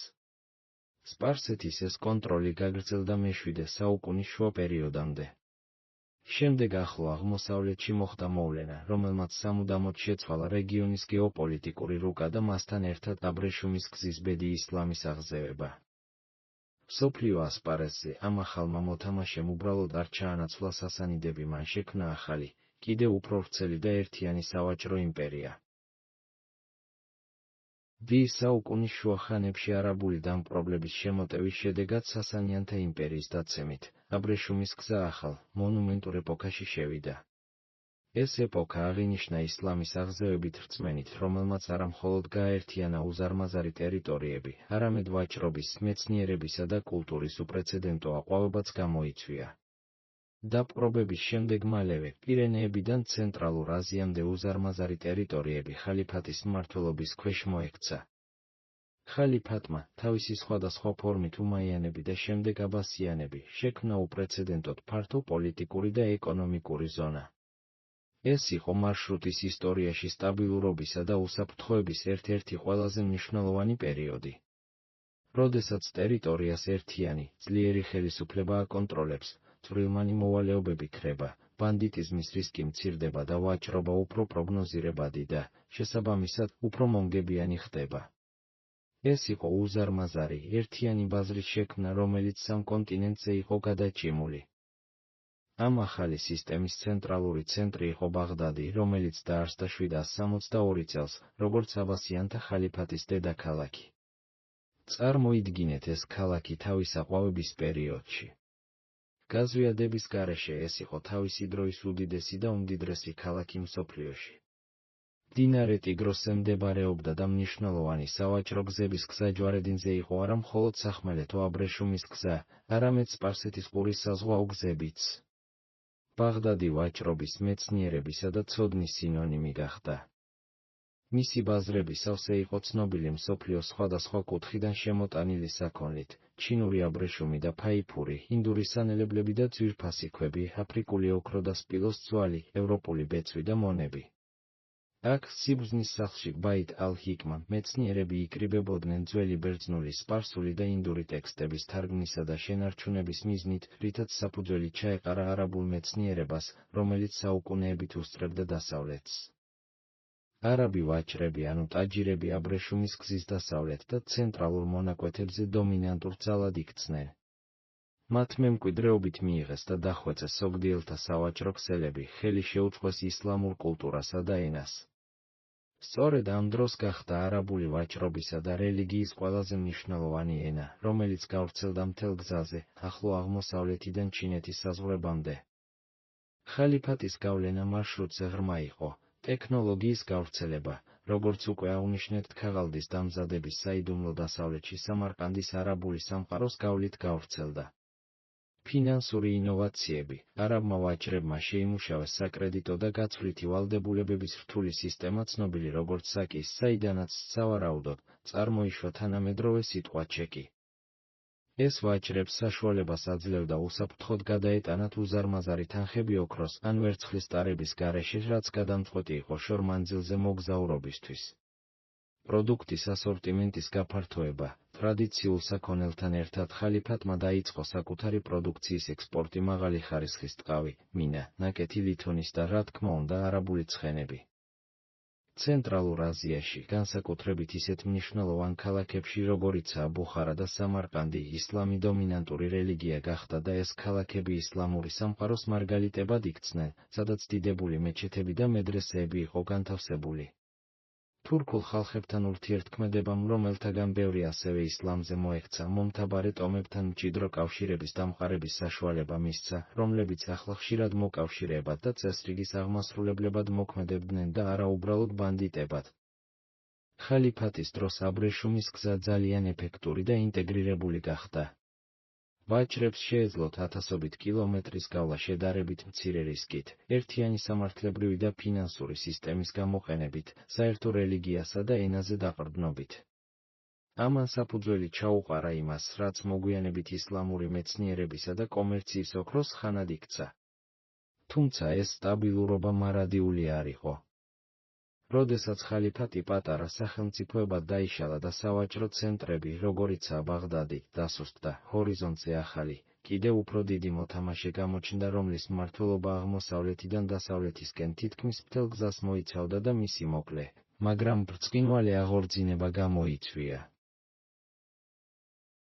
ხალიფატის მიერ უზრუნველყოფილმა სტაბილურობამ საბოლოოდ შიდა დაპირისპირებები და ახალი რეგიონული დინასტიების გაჩენა გამოიწვია. თუმცა მე-13 საუკუნეში გაჩნდა ფენომენი, რომელმაც მთელი აბრეშუმის გზა, აღმოსავლეთ ევროპიდან სამხრეთ-აღმოსავლეთ აზიამდე, ერთიანი, თუმცა ურყევი მმართველობის ქვეშ გააერთიანა, მონღოლთა იმპერია.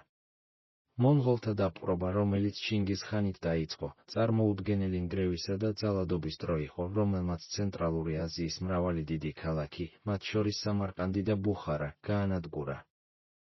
თუმცა როგორც კი დაპყრობების ტალღა ჩაცხრა და იმპერია გაერთიანდა, თუმცა რამდენიმე ულუსად, ანუ სახანოდ დაიყო, დადგა პერიოდი, რომელიც ცნობილია როგორც ფეცმანგლექა მონღოლური მშვიდობა. ეს მშვიდობა აბრეშუმის გზის ოქროს ხანად იქცა მისი სისხლიანი დასაწყისის მიუხედავად. რატომ?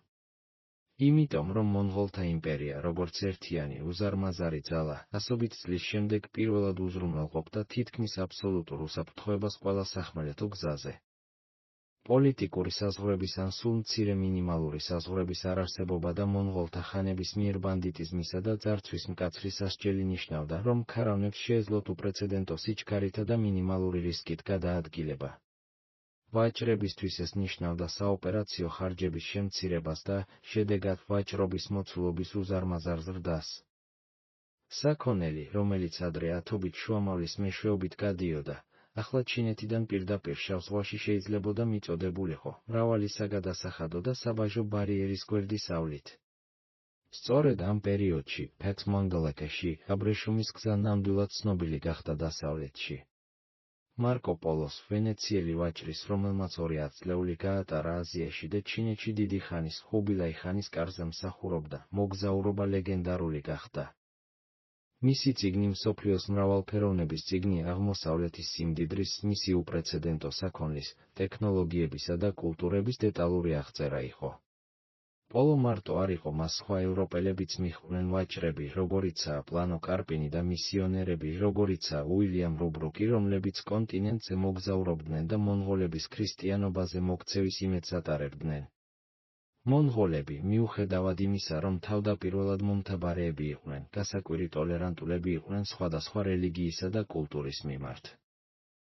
ისინი აფასებდნენ ცოდნასა და უნარებს ყველგან, სადაც მათ პოულობდნენ. მათ დედაქალაქებში, როგორიცაა ყარაყორუმი, შეიძლებოდა შეგხვედროდათ ბუდისტი ბერები, ნესტორიანელი მღვდლები, მუსლიმი მეცნიერები და ევროპელი ვაჭრები, რომლებიც ცოდნას ცვლიდნენ. ამ კოსმოპოლიტიზმმა ხელი შეუწყო შემდგომ ტექნოლოგიურ გაცვლას, განსაკუთრებით კარტოგრაფიაში, ასტრონომიასა და მეტალურგიაში. თუმცა სწორედ ამ აღორძინების პერიოდში მონღოლეთის იმპერიამ, ხიდად ქცეულმა, უნებლიეთ ხელი შეუწყო კიდევ ერთი, გაცილებით უფრო ბოროტი საქონლის შავი ჭირის გავრცელებას. ეფექტური ლოჯისტიკური ქსელი, რომელიც ასე კარგად ემსახურებოდა ვაჭრობას, ასევე გახდა იდეალური არხი ჭირის ბაცილის გავრცელებისთვის, რომელსაც სავაჭრო ტვირთებით მოძრავ ვირთხებზე რწყილები ატარებდნენ. ჭირი, რომელიც წარმოიშვა ცენტრალურ აზიაში ან ჩინეთში, სწრაფად გავრცელდა მთელ მარშრუტზე, ძველ საუკუნის შუა ხანებში მიაღწია ევროპას და მიაყენა დემოგრაფიული და ეკონომიკური დარტყმა, საიდანაც მსოფლიოს ორივე ნაწილი 10 წლეულების განმავლობაში გამოჯანმრთელდებოდა. ჭირის მიუხედავად მონღოლეთის იმპერიამ აბრეშუმის გზა წარმოუდგენლად ცნობილი და სასურველი გახადა. მარკო პოლოს ზღაპრებმა ევროპელების ფანტაზია აღაფრთოვანა და გააღვიძა დაუოკებელი წყურვილი აღმოსავლურ სიმდიდრეზე სანელებლებზე, აბრეშუმსა და ძვირფასეულობებზე პირდაპირი წვდომისკენ ყველა შუამავლის გვერდის ავლით. თუმცა ეს აღორძინება დროებითი იყო. იმპერიის შიგნით პოლიტიკურმა ფრაგმენტაციამ და ახალმა საფრთხეებმა მალევე გამოიწვია სახმელეთო გზის ყოფილი მნიშვნელობის დაკარგვა. მონღოლური მშვიდობა, მიუხედავად იმისა, რომ აბრეშუმის გზის ხანმოკლე, მაგრამ ენერგიულ აღორძინებას აღნიშნავდა, ვერ შეაჩერებდა გარდაუვალს. გაერთიანებული მონღოლური იმპერიის ცალკეულ სახანოებად დაშლისა და ახალი დინასტიების, მაგალითად ჩინეთში მინგის დინასტიის აღზევების შემდეგ სახმელეთო გზების უსაფრთხოება და სტაბილურობა კვლავ ინტენსიური პოლიტიკური ბრძოლის საგანი გახდა. ცენტრალიზებული კონტროლის ამ შესუსტებამ, ცენტრალურ აზიაში ახალ სამხედრო კონფლიქტებთან ერთად, სახმელეთო გზის თანდათანობითი, მაგრამ სტაბილური დაკნინება გამოიწვია. მე-14 და მე-15 საუკუნეებში, ცენტრალური აზიის გავლით ვაჭრობა სულ უფრო სარისკო და ძვირი ხდებოდა. ადგილობრივმა მმართველებმა, მონღოლთა კონტროლის დაკარგვის კომპენსაციის მცდელობისას, აღადგინეს მაღალი გადასახადებისა და გადასახადების ძველი სისტემა, რამაც ჩინური აბრეშუმი და სანელებლები წარმოუდგენლად ძვირი გახადა ევროპის ბაზრებზე მოხვედრის დროისთვის. ბანდიტიზმის რისკი კვლავ გაიზარდა და ქარავნებს უფრო დიდი და ძვირადღირებული მცველები სჭირდებოდათ. მაგრამ მთავარი ფაქტორი, რომელმაც სახმელეთო გზის დაკნინება განსაზღვრა, საზღვაო ვაჭრობის განვითარება იყო. მიუხედავად იმისა, რომ სახმელეთო მარშრუტები რთულ ლოჯისტიკას მოითხოვდა აქლემებს, ქარვასლებს, სადესანტო პუნქტებს და მრავალრიცხოვან შუამავლებს, საზღვაო გზა დიდი ზომის ტვირთის გადასაზიდად გაცილებით ეფექტურ და ეკონომიურ გზას გვთავაზობდა. ინდოეთის ოკეანეში მუსონური ქარების გამოყენების ტექნოლოგიის აღმოჩენის შემდეგ, გემებს შეეძლოთ წარმოუდგენელი რაოდენობით ფაიფურის, სანელებლების, ტექსტილის და სხვა საქონლის გადატანა სამხრეთ-აღმოსავლეთ აზიას, ინდოეთს, არაბეთსა და აღმოსავლეთ აფრიკას შორის. ხმელთაშუა ზღვის პორტებში ჩასვლისას ეს საზღვაო საქონელი გვერდსული და მრავალ შუამავალს, რომლებსაც ტრადიციულად სპარსელი, არაბი და ცენტრალური აზიელი ვაჭრები აკონტროლებდნენ. კერძოდ ვენეცია და გენუა, რომლებმაც აღმოსავლეთ ხმელთაშუა ზღვაში ვაჭრობა აითვისეს, სწრაფად გამდიდრდნენ ზღვით გადაზიდული აღმოსავლური საქონლის მომარაგებით. ევროპელთა წყურვილი სანელებლებისა და აბრეშუმის წყაროებზე პირდაპირ წვდომისკენ, რომელიც მარკო პოლოს ზღაპრებითა და იმის გაცნობიერებით იყო გამძაფრებული, თუ რამდენი ფული იკარგებოდა შუამავლებისთვის აღმოჩენების ეპოქის მამოძრავებელი ძალა გახდა. როდესაც ოსმალეთის იმპერიამ 1453 წელს კონსტანტინოპოლი აიღო, მიუხედავად იმისა, რომ მან მთლიანად არ დახურა გზა, მან მასზე ვაჭრობა კიდევ უფრო რთული და პოლიტიკურად დამოკიდებული გახადა. საპასუხოდ ევროპულმა ძალებმა აქტიურად დაიწყეს აღმოსავლეთისკენ მიმავალი ახალი მარშრუტების ძებნა. პორტუგალიელებმა ვასკო და გამას მეთაურობით, წარმატებით შემოუარეს აფრიკას მე-15 საუკუნის ბოლოს და გახსნეს საზღვაო გზა ინდოეთისკენ. მალევე ესპანეთმა, რომელიც კოლუმბს აფინანსებდა, დასავლეთის გზა მოძებნა, რამაც ამერიკის აღმოჩენამდე მიიყვანა. ეს საზღვაო გზები მხოლოდ ალტერნატივები არ იყო, ისინი ძველი სახმელეთო გზის გლობალურ შემცვლელად იქცა. მე-16 საუკუნისთვის, როდესაც ევროპული გემები რეგულარულად აწვდიდნენ სანელებლებს და აბრეშუმს აზიიდან პირდაპირ ევროპულ პორტებში, ცენტრალური აზიის, როგორც სატრანზიტო რეგიონის მნიშვნელობა მკვეთრად შემცირდა. ისეთი დიდი ოაზისის ქალაქები, როგორიცაა სამარყანდი და ბუხარა, კულტურული მნიშვნელობის შენარჩუნების მიუხედავად, დაკარგეს გლობალური სავაჭრო ცენტრების როლი. ვაჭრობა მთლიანად არ გამქრალა, ის ყოველთვის აგრძელებდა არსებობას რეგიონული მასშტაბით, მაგრამ მისი გლობალური ეკონომიკური ზონა ზღვაზე გადავიდა. ამრიგად, აბრეშუმის გზა ერთ ღამეში არ გამქრალა, ის გაქრა. ის საკუთარი წარმატებისა და ადამიანური გამომგონებლობის მსხვერპლი გახდა. უფრო იაფი და სწრაფი გაცვლის საშუალების სურვილმა გამოიწვია საზღვაო გზების შექმნა, რომლებიც მსოფლიოს თვითმფრინვის ძირითად ნაწილს შთანთქავდნენ. თუმცა ამ მარშრუტის მემკვიდრეობა უსაზღვროა. მან კვალი დატოვა კულტურაზე, ხელოვნებაზე, ენასა და ათასობით კილომეტრზე მცხოვრები ხალხების გენეტიკაზეც კი. ეს არ იყო მხოლოდ აბრეშუმის გზა, ეს იყო გზა, რომელიც აკავშირებდა კაცობრიობას და მას უფრო ურთიერთდამოკიდებულს ხდიდა. აბრეშუმის გზის მემკვიდრეობა ცოცხლობს ჩაის ყველა ფინჯანში, წიწაკით შეზავებულ ყველა კერძსა და ქაღალდზე დაბეჭდილ ყველა წიგნში. ჩვენ დავასრულეთ ჩვენი გრძელი მოგზაურობა უძველესი საქარავნო მარშრუტების გასწვრივ. აბრეშუმის გზა, როგორც დიდი მდინარე, თანდათან შრებოდა თავის კალაპოტში, მაგრამ მისი წყლები მრავალი ცივილიზაციის ნიადაგს აჟღენთავდა. ახლა, როდესაც ჩვენს წყნარ ოთახში ვბრუნდებით, ვხედავთ, თუ როგორ ცოცხლობს მისი მემკვიდრეობა, როგორც უხილავი, მაგრამ მარადიული გამოძახილი. შესაძლოა აბრეშუმის გზა აღარ იყოს დომინანტური ეკონომიკური ძალა, მაგრამ მისი კვალი რჩება ჩვენს ყოველდღიურ ცხოვრებაში, ჩვენს კულტურაში, სამზარეულოსა და ენაზე.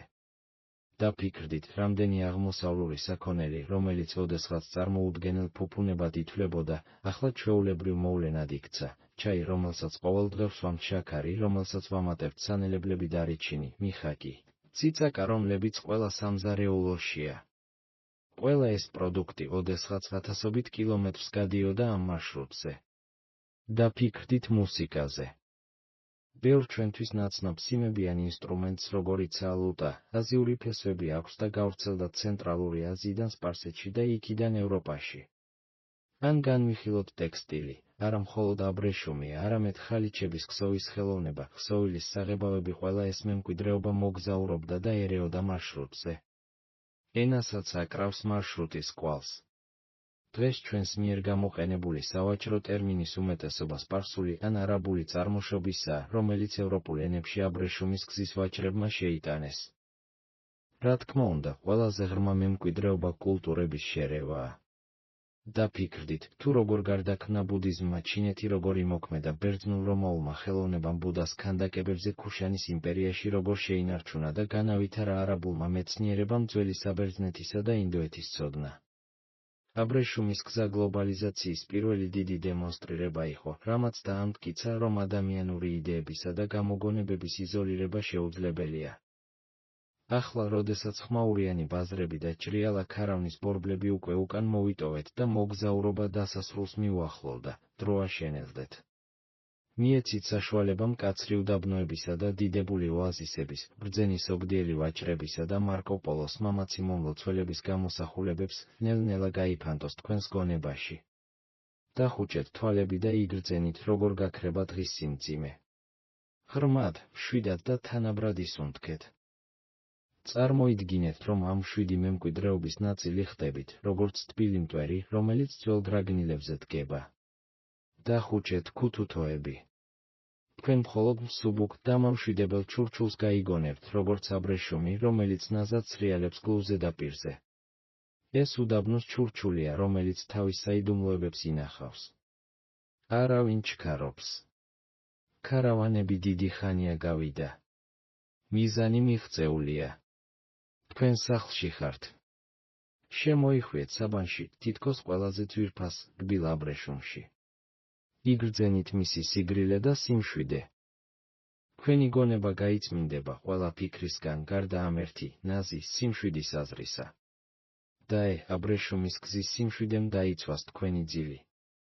თქვენი ნაბიჯები მსუბუქია, თქვენი სუნთქვა თანაბარია, თქვენ დაცული ხართ ყველა საზრუნავისგან. გაუშვით დღის ყველა საზრუნავი. დაე, ამ ამბავმა დაგაძინოთ. ტკბილი სიზმრები.